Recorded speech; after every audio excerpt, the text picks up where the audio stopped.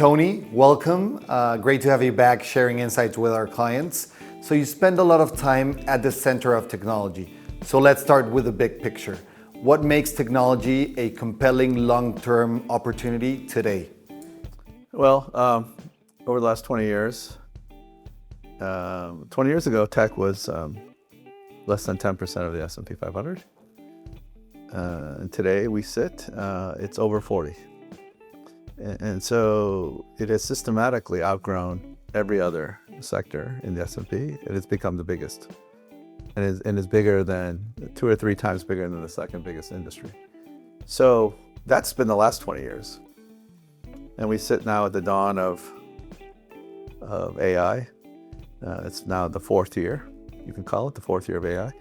And what is transpiring is a cycle or a trend or a movement that looks like it will dwarf all the prior. And so we're at 40% of S&P or more. Could this go materially higher? I think so. And the main reason is, at the end of the day, it's growth, right? It's revenue growth, it's earnings growth. And the economy has just shifted. It has shifted to tech, and it's going to shift now to AI, which will subsume tech and many other industries. And so we sit here, and the last 20 years and the next 20 years, I think will even be more dynamic. So that's why tech is, in my opinion, the place to be. Tony, what distinguishes the current wave of technology and innovation from those of prior periods? The central one, the prior periods, we've had lots of tools. The internet, that's a tool.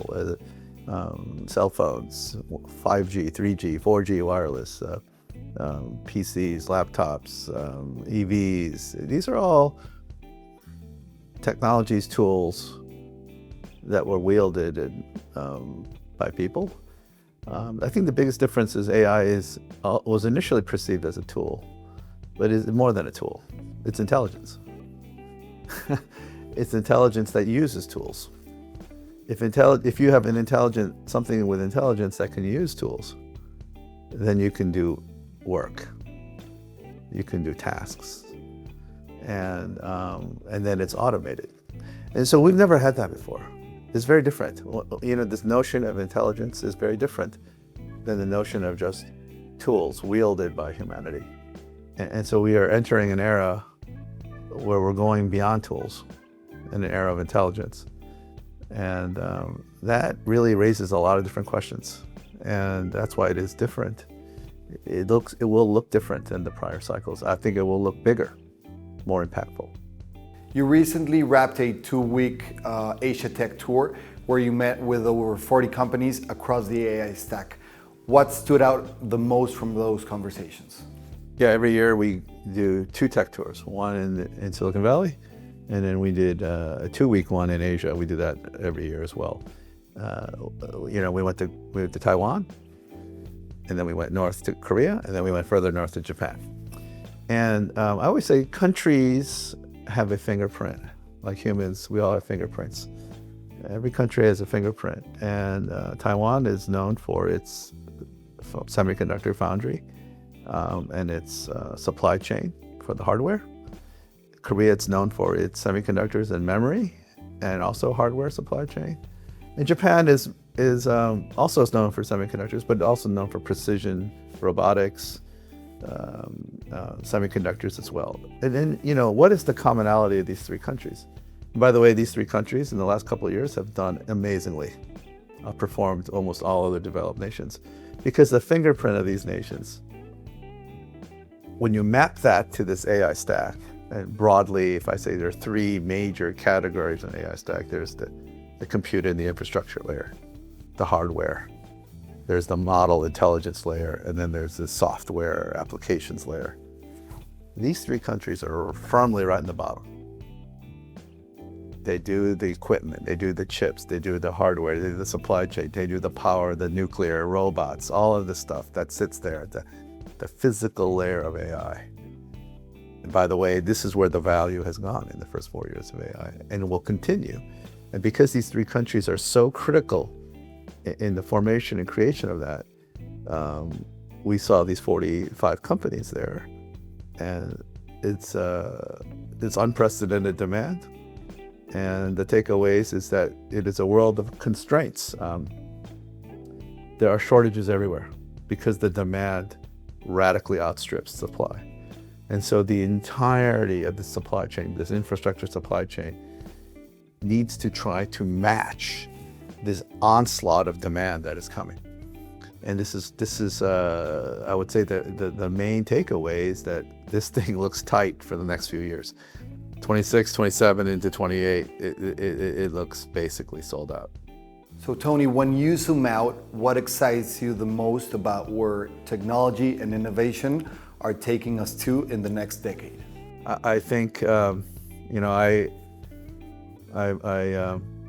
studied engineering, but I am also in finance. But what is evocative of the next 10 years is we're back to the world of science and engineering, and it's becoming even more. That's where the moats go. The moats go to the frontiers of science. So AI is going to be the engine. I think the next decade it will be all about this intelligence being instantiated in everything we do. Every job, every physical system will have AI infused. And then beyond that, I think we will see, I look into space, the formation of the space economy, moving even the compute off of Earth into space. I see the physical embodiment of AI in the next decade will be everywhere. I think in the next 2 decades we'll have more of those than cars. I think we will move into new energy sources, not only the solar in space, but maybe we'll have the breakthroughs in fusion, small nuclear reactors and things.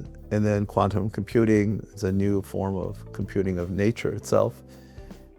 And so you layer all of these, and then AI applied to physical sciences like biology, chemistry, materials, food, agriculture, all of these things. Even work in longevity. There's a big push in longevity and kind of renewing human lifespans. And so that's is all. Also, AI is helping unlock all of these things. And so the next decade plus is really hopeful and exciting because we're breaking through new frontiers. And I think it's at the basis of it is frontier science and using AI as an enabler to break through. And that's what gets me excited. So Tony, thank you very much for the insights. Hope to hear from you soon. Thank you.